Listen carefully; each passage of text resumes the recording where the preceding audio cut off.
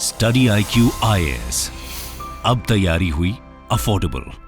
Hello friends, welcome to our session. मेरा नाम अंकित तिवारी और हमने जो सीसैट की सीरीज स्टार्ट की है उसको आगे कंटिन्यू करते हुए आज हम कुछ और टॉपिक्स को कंसेप्चुअली भी समझेंगे प्लस प्रैक्टिस के लिए कुछ यूपीएससी की PYQs को भी सॉल्व करेंगे। ठीक, तो चलिए सेशन को स्टार्ट करते हैं। सेशन स्टार्ट करने से पहले एक इंपॉर्टेंट इन्फॉर्मेशन आपके लिए कि अगर आप सीसैट इन लाइव 100 क्लासेस का दिसंबर बैच ज्वाइन करना चाहते हैं, इस कोर्स के फीचर्स क्या क्या हैं? इस कोर्स के फीचर्स ये हैं कि जो यूपीएससी का चेंजिंग पैटर्न है, पहले जो फॉर्मूला बेस्ड क्वेश्चंस आते थे वो चेंज होकर अब जो लॉजिकल बेस्ड क्वेश्चंस हैं उनकी प्रैक्टिस करना, कंसेप्चुअल लेवल पे चीज़ों को समझना और उस नॉलेज को अप्लाई करना सीखना।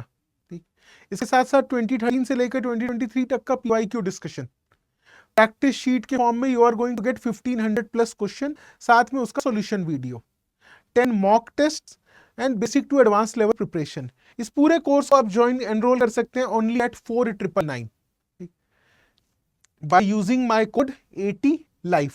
डेली क्लासेस होंगी 3:30 to 5:30 PM और अगर आप लाइव क्लासेस नहीं भी देखते हैं तो एक साल तक आपको रिकॉर्डेड क्लासेस की एक्सेस भी प्रोवाइड किया जाता है। ठीक, ये हो गया मेरा सीसैट का क्लास।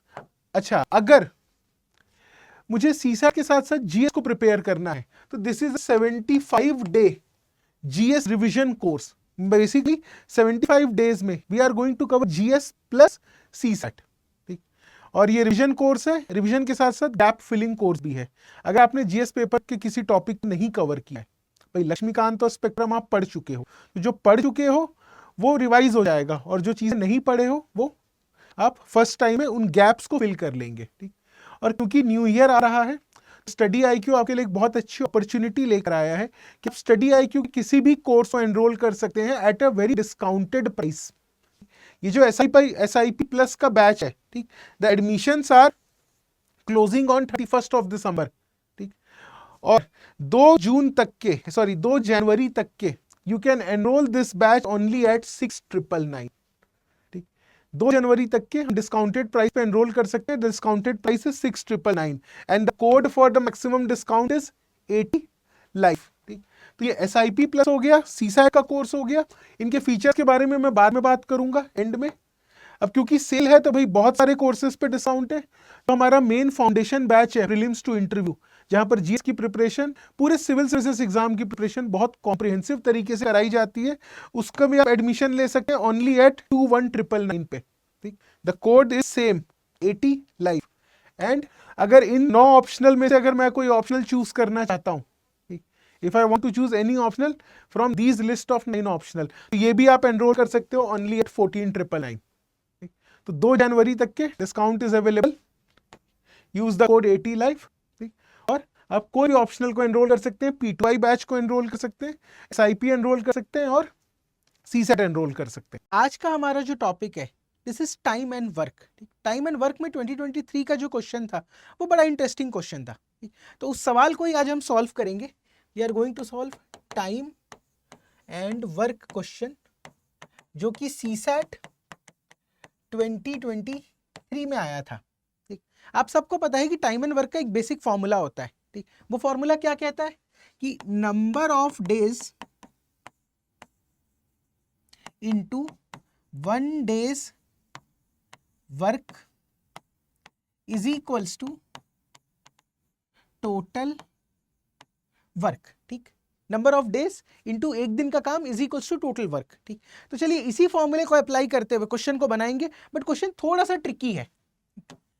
एक बार इस क्वेश्चन को रीड करते हैं सबसे पहले। ठीक, ये सीसैट 2023 का क्वेश्चन है कि A, B and C they are working independently.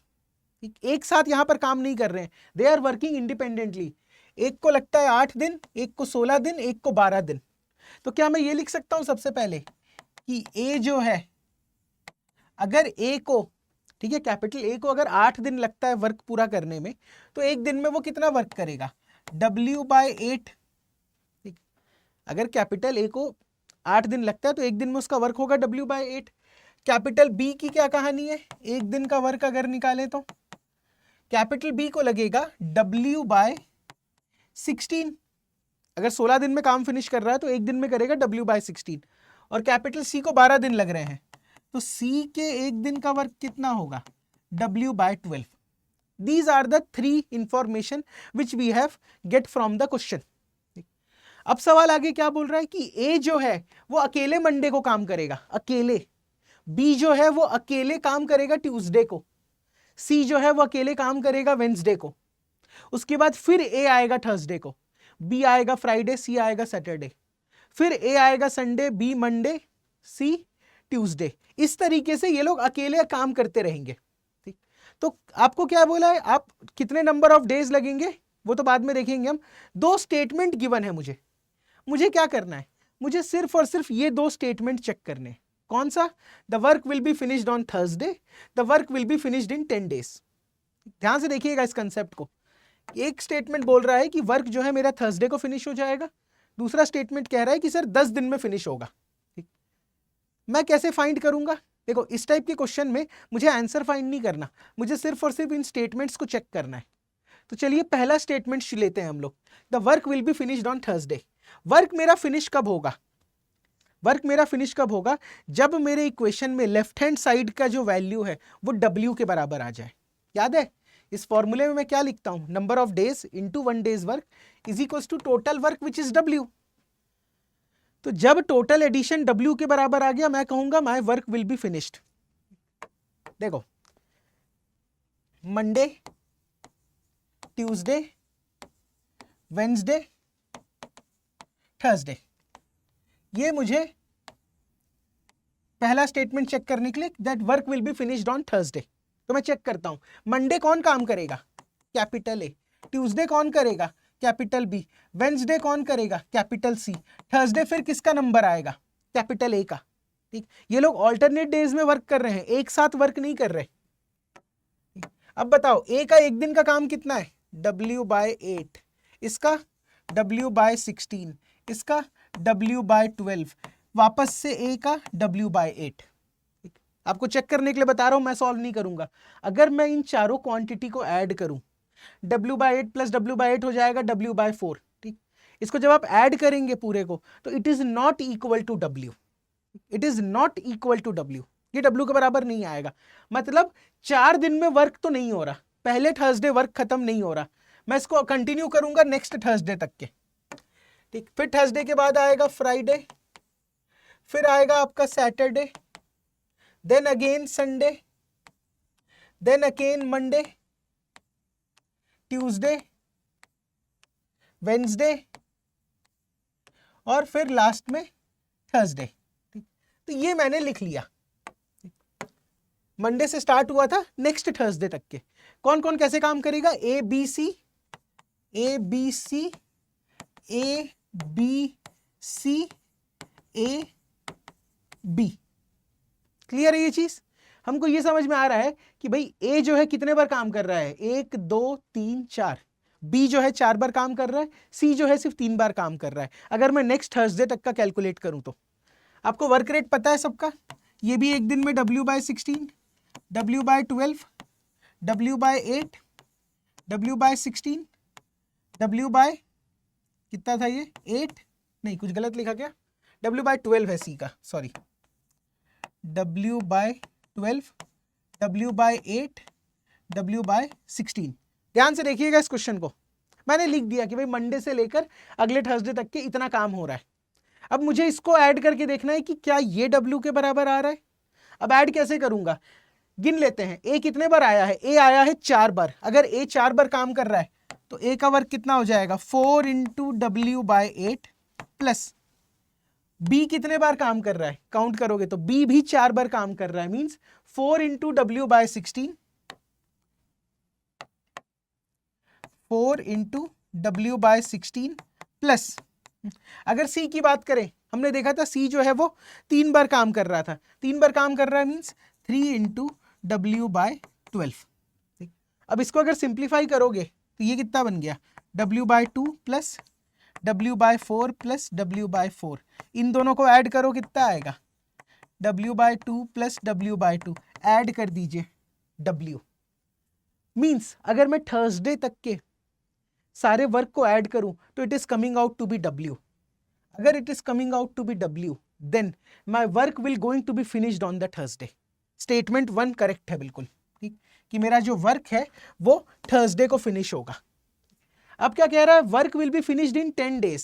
क्या 10 दिन में काम खत्म हो रहा है? काउंट करके देख लेते हैं भाई, 1 2 3 4 5 6 7 8 9 10 11, नहीं, the work is not finishing on 10 days, the work is finishing on 11 days। तो ये वाला जो आपका स्टेटमेंट होगा, ये स्टेटमेंट हो जाएगा गलत। तो आंसर, सही आंसर क्या आएगा? Option number A. यहां पर बस ये चीज ध्यान में रखना था कि वो एक साथ काम नहीं कर रहे हैं, वो ऑल्टरनेट डेज में वर्क कर रहे हैं। तो मैं क्या करूंगा, थर्सडे तक के मैंने सबके वर्क को ऐड कर दिया। ए काम किया 4 बार, बी काम किया 4 बार, सी काम किया 3 बार। जब ऐड करके देखा तो यस भाई, ये जो है डब्ल्यू के बराबर आ गया। अब अगर ये डब्ल्यू के बराबर आ गया तो टोटल कितने नंबर ऑफ डेज तक काम हुआ? काम हुआ 11 नंबर ऑफ डेज तक के। इसीलिए ऑप्शन 1 इज करेक्ट, मतलब statement 1 is correct and statement 2 is wrong. इस क्वेश्चन को ध्यान से देख लीजिएगा, अच्छा क्वेश्चन है ये। जैसा मैंने आपको बताया था कि भाई सीसैट का दिसंबर बैच का admission are closing on 31st of December। Discounted price पे आप एनरोल कर सकते हैं by using the code 80 life. अगर इस कोर्स के फीचर्स को हम चेक करें तो भाई कॉम्प्रिहेंसिव कवरेज होगा क्वांट, रीजनिंग, इंग्लिश का। प्रैक्टिस क्वेश्चंस आपको प्रोवाइड किए जाएंगे 1500 प्लस क्वेश्चंस, साथ में 2013 से लेकर 2023 तक का PYQ discussion, basic to advance level preparation and 10 full length mock test. These are the features of the course. क्योंकि मैथ्स सबसे ज्यादा पूछते हैं, 60 classes, 25 classes, 15 classes. These are the indicative list of the topics which you need to cover। इसके अलावा अगर मैं SIP plus का कोर्स ज्वाइन करना चाहता हूं, मैंने बताया 2 जनवरी तक आपके पास डिस्काउंट अवेलेबल है। बाय यूजिंग द कोड 85 6999 में आप एनरोल कर सकते हैं। क्या फीचर्स हैं इस कोर्स की अगर हम चेक करें तो देखो, it is a 75 days revision class, time bound manner में पूरा प्रीलिम्स का सिलेबस कंप्लीट होगा। हर एक क्लास के बाद जो भी आप टॉपिक पढ़ते हो भाई, उस टॉपिक पे based you are going to solve 50 MCQs।